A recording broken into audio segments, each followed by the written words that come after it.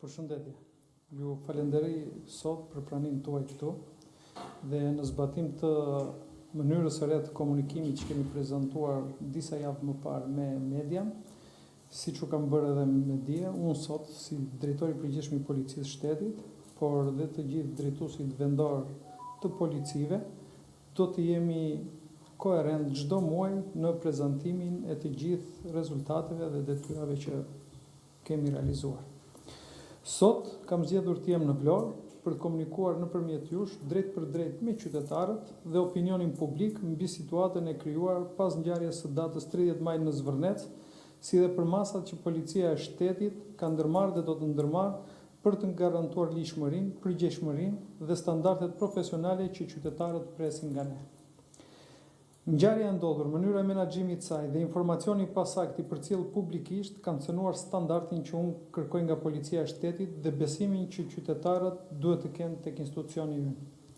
Për këtë arsye, kam marrë vendime të menjëhershme që në orët e para pas ngjarjes dhe janë nisur procese të plota hetimore dhe administrative për të nxjerrë përgjegjësitë përkatëse.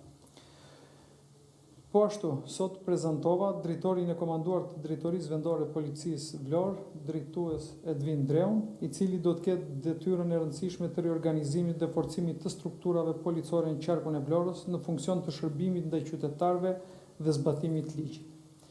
Siç e dini, drejtori Drejtorisë Vendore Policisë Vlorë u shkarkuat 2 ditë më parë, për shkak të dështimit në menaxhimin e tubimit të datës 30 maj në Zvërnec, po edhe për informacionin e pavërtet që u përçua publikisht për një qytetar që u mor forcërisht dhe u godit nga rojet e sigurisë private në kantier.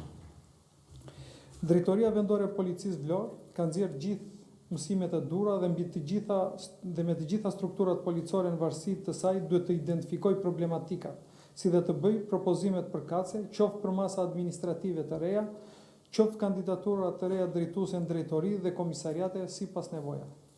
Menaxhimi i strukturave, i situatave dhe problematikave nga ana drejtuesve të drejtorive dhe komisariateve në varësi, integriteti, transparenca dhe shërbimi ndaj qytetarëve janë element bazë të vlerësimit për ta, por dhe domosdoshmëri për të mos humbur besimin dhe mbështetjen e qytetarëve. I kërkoj Drejtorisë Vendore të Policisë Vlorë që të jetë sa më e hapur, sa më aktive dhe profesionale në shërbim të qytetarëve dhe në zbatim të ligjit, dhe të mos përfaqësohet kurrësi dhe në asnjë rast para publikut me dobësinë e papranueshme të 3 ditëve më parë në Zvërnec, ku policia u shfaqe fjetur dhe jo profesionale, duke mos ndërhyrë në kohë për të parandaluar marrjen me forcë të qytetarit, apo duke mos identifikuar dhe arrestuar në kohë punojësit që goditi me grush qytetarin, ku ajo trup në turpëron të gjithëve. Prandaj, siç jeni ndjeni, kam urdhëruar që prej mbasditës së datës 30 maj të ngrihet një grup i posaçëm hetimor i cili do të hetojë të gjitha veprimet e kryera gjatë protestës, si dhe kam urdhëruar Drejtorinë e Standardeve Profesionale në Policinë e Shtetit, e cila ka nisur menjëherë një hetim të plotë dhe thelluar disiplinor për të gjithë zinxhirin komandues të Drejtorisë Vlorë. Po në funksion të nxjerrjes së përgjegjësive, në vijim të veprimeve administrative të kryera nga grupi i posaçëm i Departamentit për Sigurinë Publike për vlerësimin e zbatimit të përgjegjësive ligjore nga subjekti SHPSF Myrto Security 1-3A dhe SHPSF Major Security, rezultoi se të 2 subjektet janë konstatuar në shkelje. Për këto shkelje, mora vendimin për heqjen e licencave për të 2 subjektet e SHPSF-ve private. Jam drejtuar qytetarëve me ndjesë publike për atë informacion të pasaktë, sepse besimi publiku tek Policia e Shtetit është vlera më e rëndësishme dhe cënimi i tij nuk mund të justifikohet në asnjë rast. Por dua ta përsëris dhe këtu sot atë ndjes, sepse Vlora dhe vlonjatët meritojnë respektin ton më të madh dhe në asnjë mënyrë atë që pan dhe përjetuan atë ditë.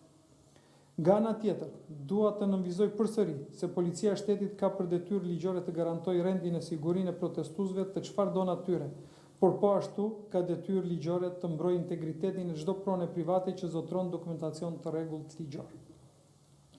Konkretisht, territori i rregulluar rezulton pronë private me dokumentacion të rregullt hipotekor, si dhe me autorizimin ligjor për rrethim. Prandaj, përfitojnë nga rasti të drejtojmë qytetarëve që protestojnë që çdo pretendim që kanë mbi pronën apo zhvillimin e saj të adresojnë në gjykat, sepse drejtësia e jo forca e ndajnë kush ka të drejtë e kush jo në sistemin demokratik. Veprimet hetimore dhe administrative në lidhje me ngjarjen e Zvërnecit vijojnë në bashkëpunim të plot me prokurorinë e rrethit gjyqësor Vlorë dhe me Agjencinë e Mikëqyrjes Policore. Dhe rezultatet përfundimtare të këtyre hetimeve si penale dhe administrative do t'i bëhen të njohur opinionit publik më vonë.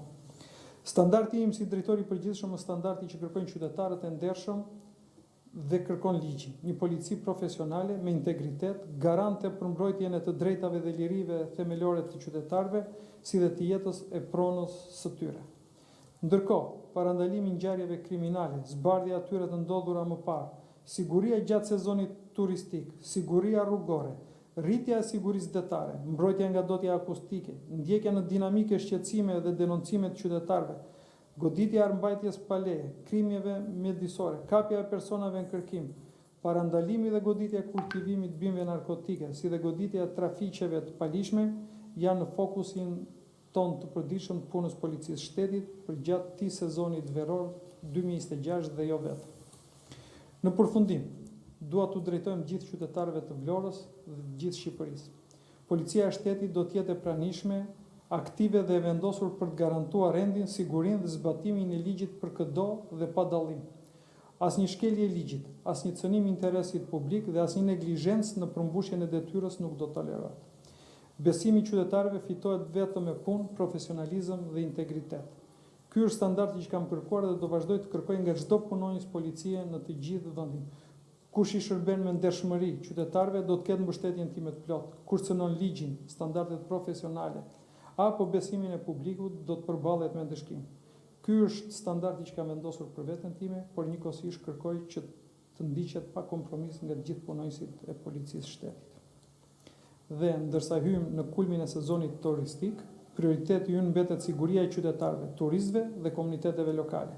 Struktura e policisë shtetit do të jenë terren 24 në 7 për të parandaluar palishmëritë, për të reaguar ndaj çdo shqetësimi dhe për të garantuar një sezon të sigurt për të gjithë. Ju faleminderit dhe jemi të gatshëm për të përgjigjur gjithë pyetjeve që keni.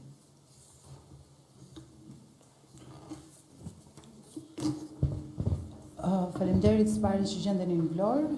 U desh një ngjarje e rëndë, në fakt që edhe mund të ishte parandaluar qoftë edhe nga drejtoria e përgjithshme, pasi është një situatë pak në protestat ka nisur shumë herët. Së pari, sa janë personat e proceduar të arrestuar për ngjarjen e datës 30? Qoftë ka persona të proceduar të paktën në ndjenin ton edhe nga protestuesit, por edhe nga pala tjetër.